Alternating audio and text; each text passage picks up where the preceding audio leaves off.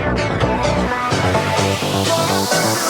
you for coming and joining us today. Thank you for flying over to attend Liverpool with us. How have you found your visit to Liverpool? Well, it's been great so far, and everybody here is so cool. It's been great. But I haven't really had a chance to explore that much in the city. Do you plan on doing that maybe if you have time, or? Hopefully, yeah. I'd love to. Right, so if you'd like to ask Jessica a question, please feel free to open up and ask questions. You can stick your hand up and I'll come around to you. I'm sorry to see the hands going up, so then start with you. Become a voice actress. How did I become a voice actress? So I live in Los Angeles, and a lot of animation is produced there and developed there and drawn there. So I have an agent, and the agent would send me out on auditions, and I just started booking animated shows. So it just kind of happened. But yeah, like in the beginning, like one of my first shows. Does anybody remember The Emperor's New School on Disney Channel? Awesome. Okay, I played Melina on that show. So that was like one of my first shows.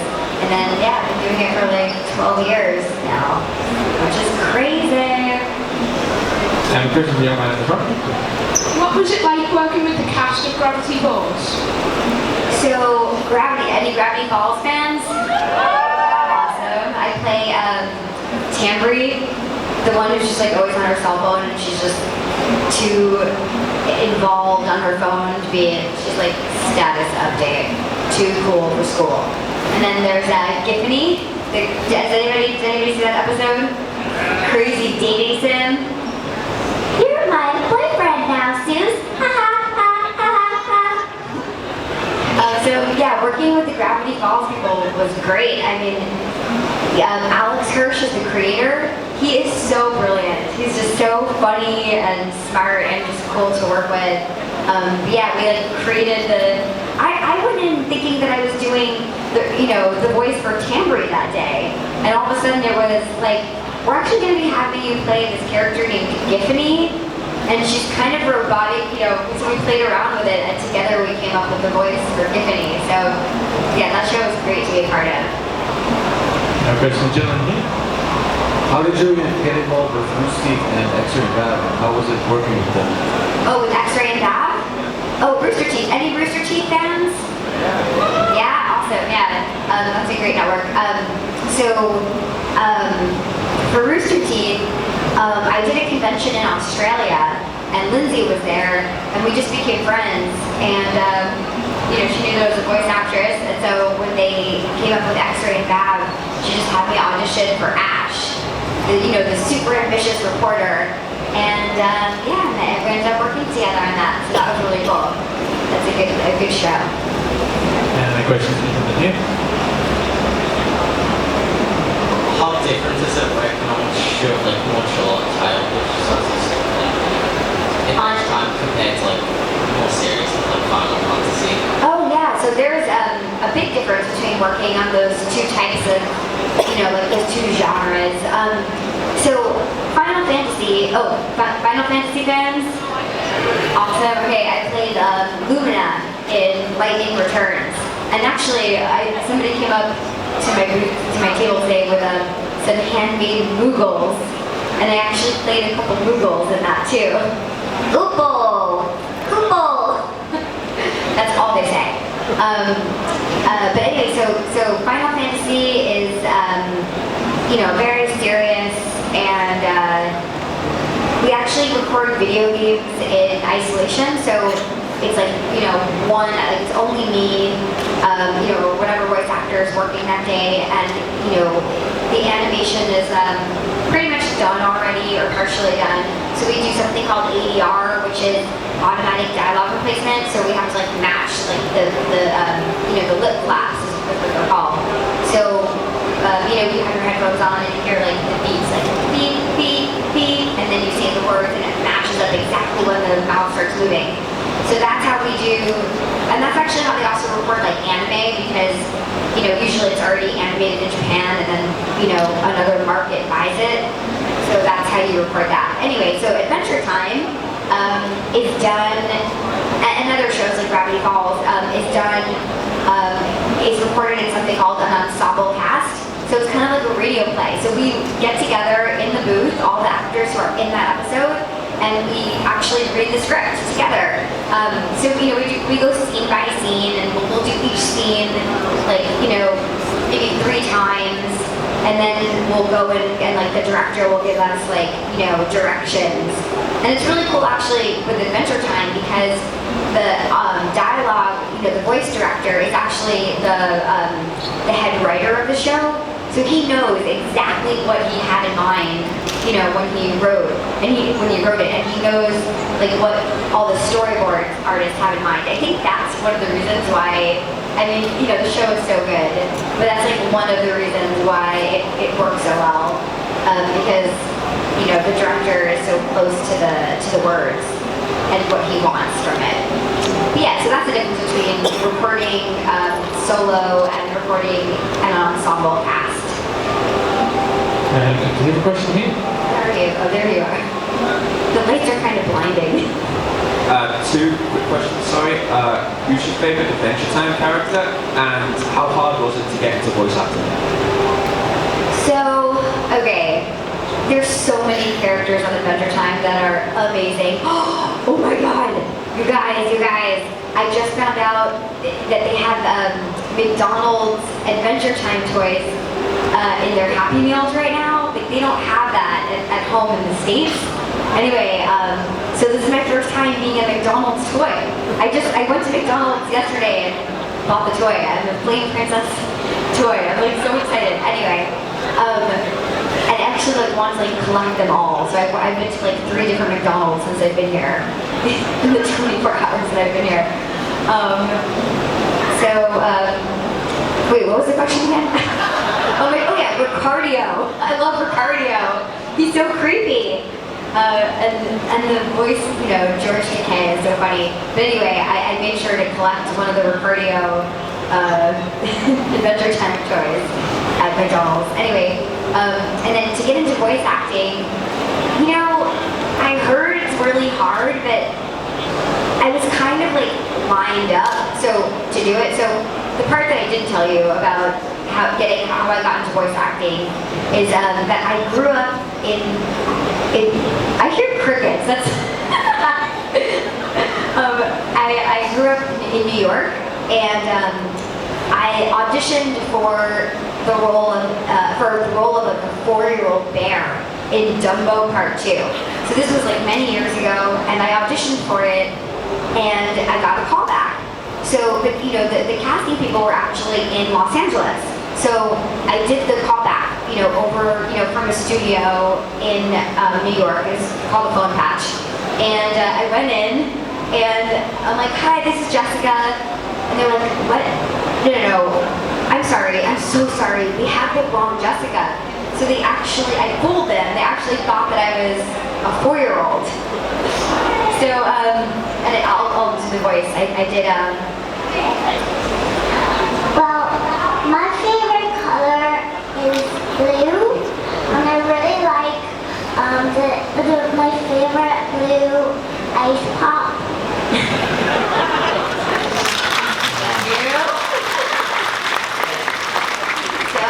So after that callback, the guy was like, look, I'm so sorry, we actually need a real kid for this one. He's like, but you should think about coming to Los Angeles, after, when you're done in New York, and think about doing animation. And I was going to California anyway, because I wanted to produce and direct TV. So I moved, when I moved to LA, I just kind of auditioned on the side, and I guess Disney had already known my name. So, long story short, I kind of had a fast track into animation because they knew me, and yeah, I guess I already had I knew someone there. But anyway, yeah, so I started auditioning, and it took me a year to really break into animation, but that's not common, and everybody has their own path into animation. But I'm so lucky I found it. I have a question here, Michelle. Hi, are you involved in any of the video games? In video games? Yeah, so played Olette, and I played Lumina in Final Fantasy. I was in Psychonauts. I played Frankie Athens in that one. I was in this video game called like Rise of Nightmares. It was like a zombie thing. I played this character Monica. I'm in Sims 4. I'm fluent in Finnish. And I actually record that one for those Adventure Time bands. So there's 2 voice actresses who play the kids on Sims 4. It's actually me and Hinton Walsh, who plays Princess Bubblegum. So it's actually a small voiceover community. So yeah, we speak Finnish to each other for 6 hours at a time when we record that. It's pretty tedious, let me tell you. And then I actually have I played, Chima, the Lego. I played Alita, the eagle in that. And then I have another big video game coming out, but of course, can't say anything about it. But I'm really excited about it. And the character's pretty much like a female version of the Joker. So she's psycho. And she's like twisted and evil, and it's so much fun to play this character.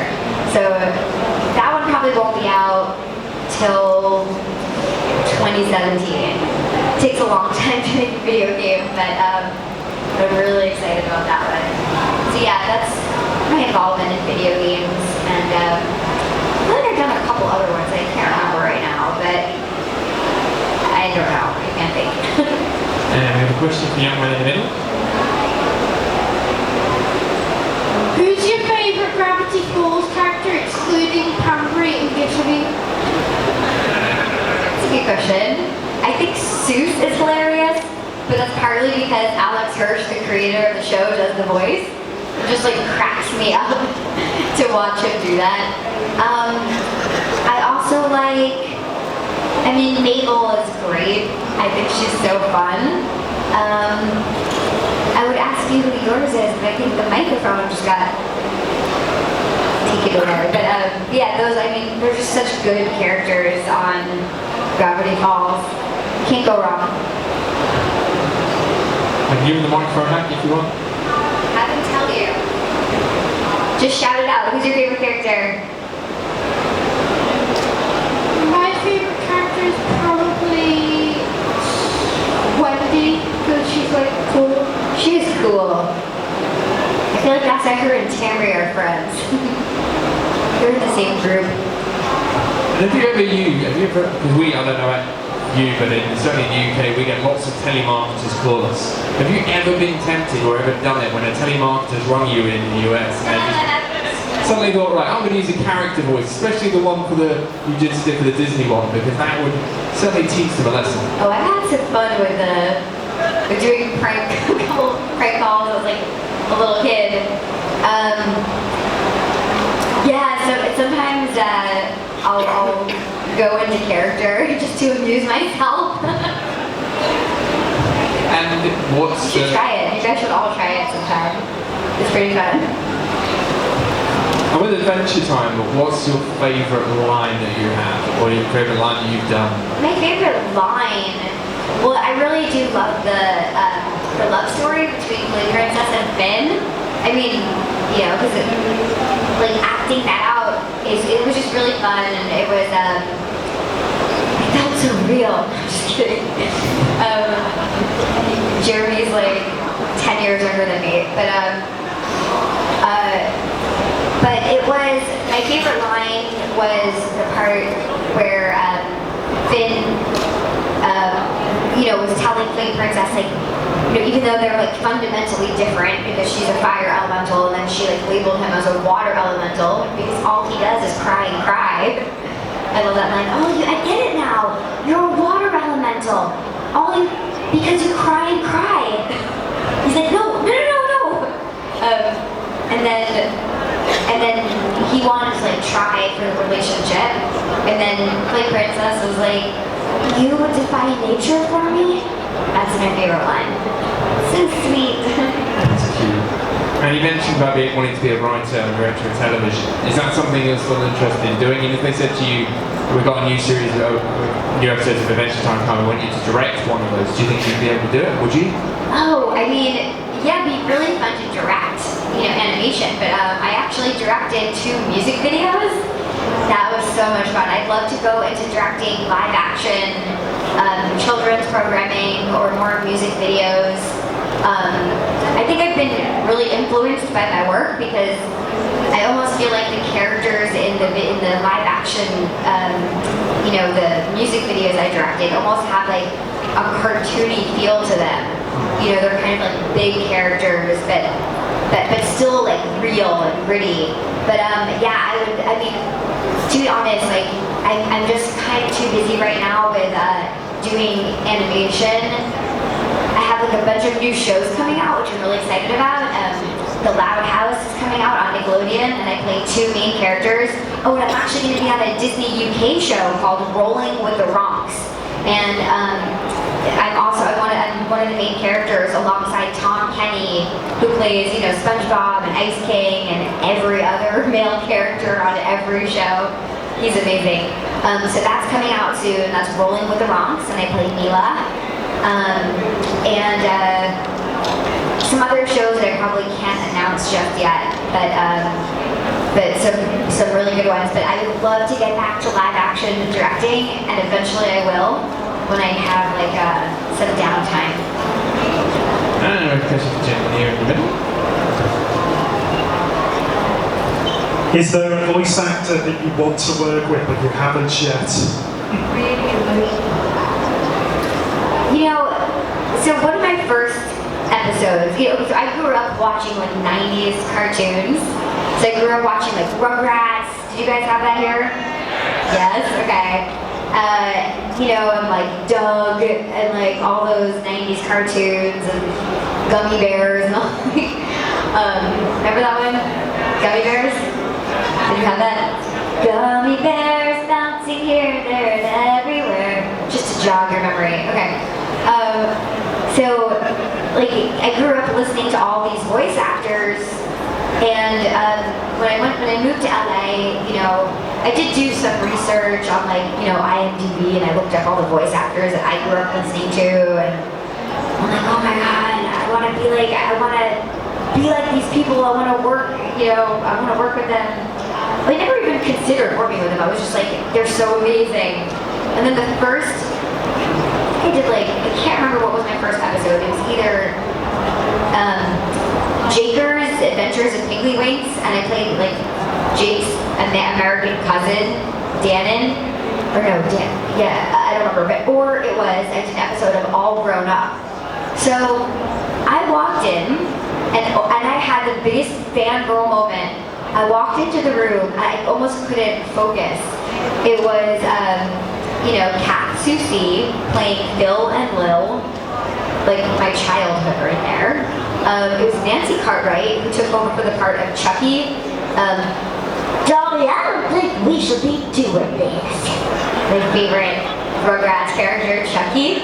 So it was Nancy Cartwright who plays the voice of Bart Simpson, playing that character. It was like, and then there was E.G. Daly playing Tommy Pickles, and Tara Strong playing Dill Pickles. And it was just like the biggest fangirl moment. I was like, oh my god, I couldn't even focus. Like, I think I probably did a pretty bad job doing I played this character named Jeffrey. I think I couldn't focus because I was so excited to be working with all of them.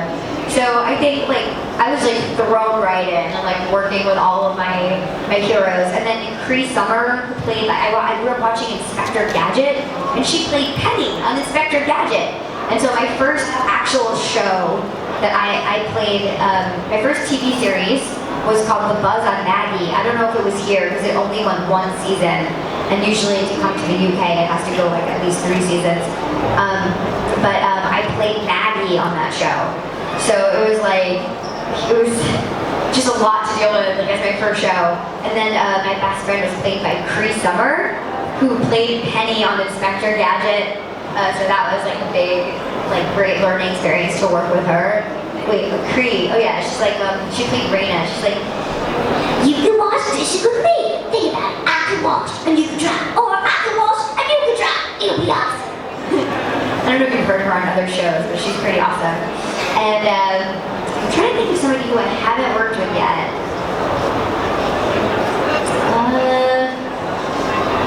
I don't know. I think I've pretty much worked with anyone who would, well, all the voice actors I want to work with, yeah. Something's lady here.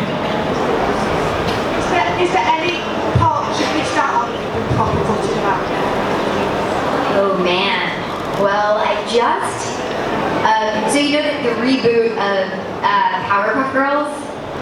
So, which Powerpuff Girl do you think I would sound like most?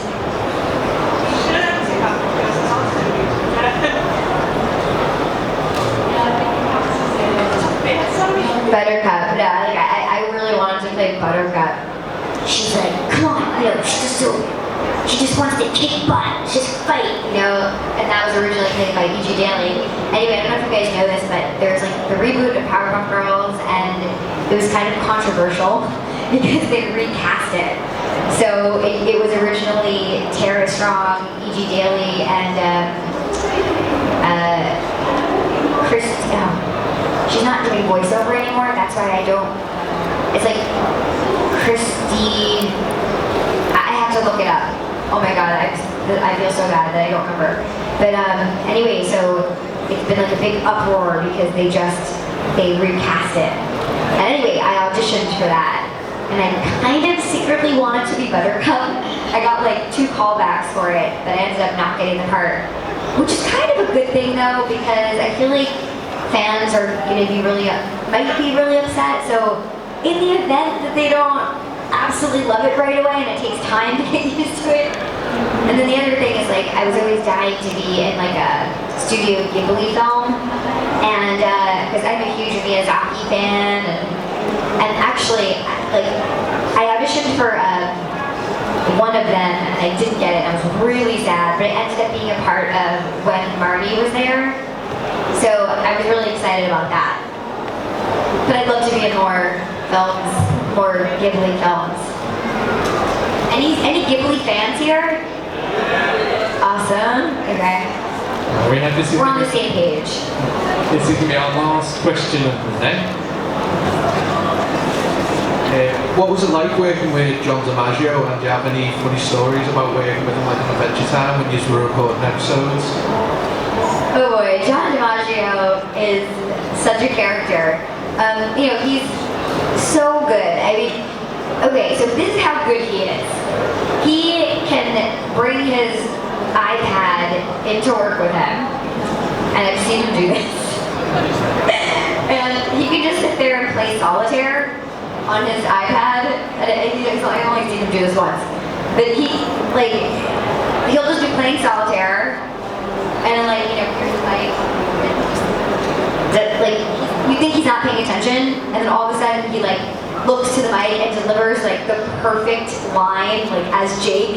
And he also plays lots of incidental characters, so he'll play like Banana Guard 3 and like whatever else they need him to do, like Flame Guard 6. But he always he's just so good. Like you just like sit, just randomly. You think he's not paying attention, and just like bam, gives like the perfect Jake line. But he's just great to work. He's just so funny, and every now and then, like when you're not paying attention, he'll he'll do like fart noises. So he does a lot of that. He's like kind of has a crude sense of humor sometimes. But anyway, yeah, he's a character. Ladies and gentlemen, that's all the time I have for you, Jessica. No. Okay. Please give a massive round of applause to the brilliant Jessica Thank Dicicco. you guys. And I'll be signing at the Y booth at starting at 12 o'clock. So come say hi.